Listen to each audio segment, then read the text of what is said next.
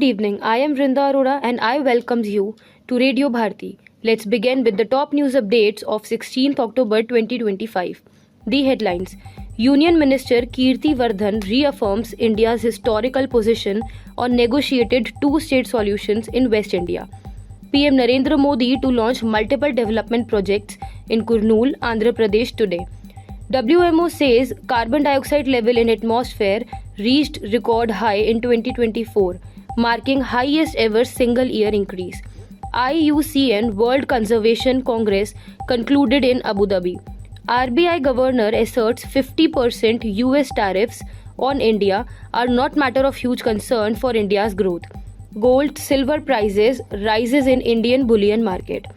ICC Women's Cricket World Cup Pakistan England shared points 1-1 after Colombo match abandoned due to rain.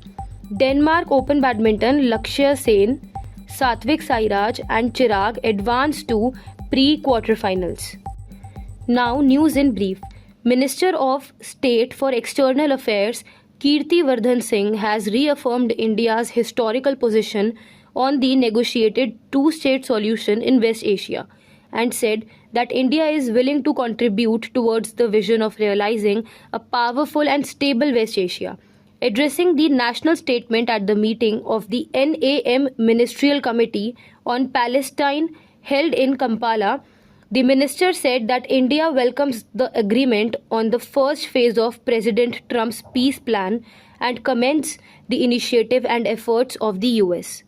Prime Minister Narendra Modi will visit Andhra Pradesh today. During the visit, Mr. Modi will inaugurate, lay the foundation stone and dedicate to the nation's multiple development projects worth around 13,430 crore rupees in Kurnool in the afternoon.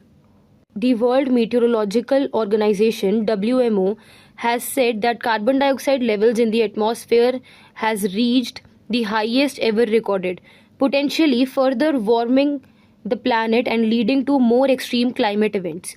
A new report by WMO from 2023 to 2024, the global average concentration of CO2 rose by 3.5 parts per million, the largest increase since modern measurements started in 1957. The report has been published ahead of next month's United Nations Climate Change Conference in Brazil. The IUCN World Conservation Congress concluded in Abu Dhabi yesterday, after a week of high-level deliberations that shaped a renewed global conservation agenda, gathering more than 10,000 delegates from governments, NGOs, indigenous communities, and research institutions. The Conservation Congress adopted landmark solutions to address biodiversity loss, climate threats, and environmental crime. Reserve Bank of India RBI Governor Sanjay Malhotra has asserted that the 50% US tariff on India are not a matter of huge concern for India's growth. Speaking at an event during the IMF World Bank meetings in Washington, D.C., Mr. Malhotra said that India's status as a domestic-driven economy negates the negative impact of US tariff. The Indian trade negotiation team is already in Washington for the next round of trade talks with US officials.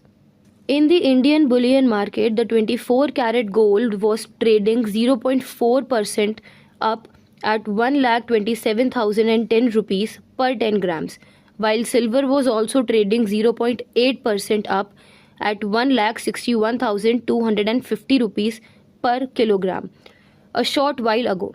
At the multi-commodity exchange, gold for December contract was trading over 0.4% up at 1,26,791 rupees per 10 gram, and silver for December contract was trading 0.9% up at 1,60,937 rupees per kilogram when reports last came in.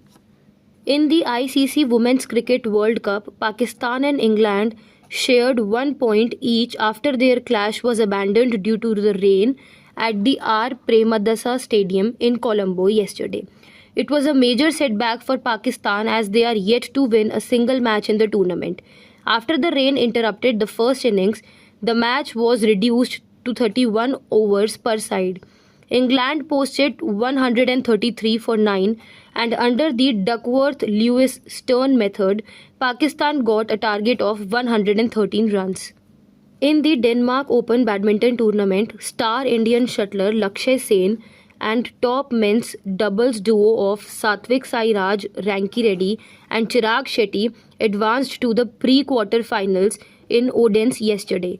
World number 21 Lakshya Sen defeated Ireland's Nat Nguyen 10 by 21, 21 on 8, 21 on 18. Sen will now face Andres Antonsen of Denmark in the round of 16 today.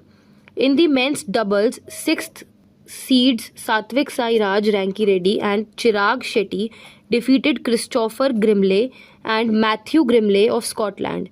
The Indian duo will next face Yang Po Han and Liu Kuang-hing of Chinese Taipei in the pre-quarter finals today. That's all for the day. For more such updates, stay tuned to Radio Bharti. Please like, share and subscribe the channel.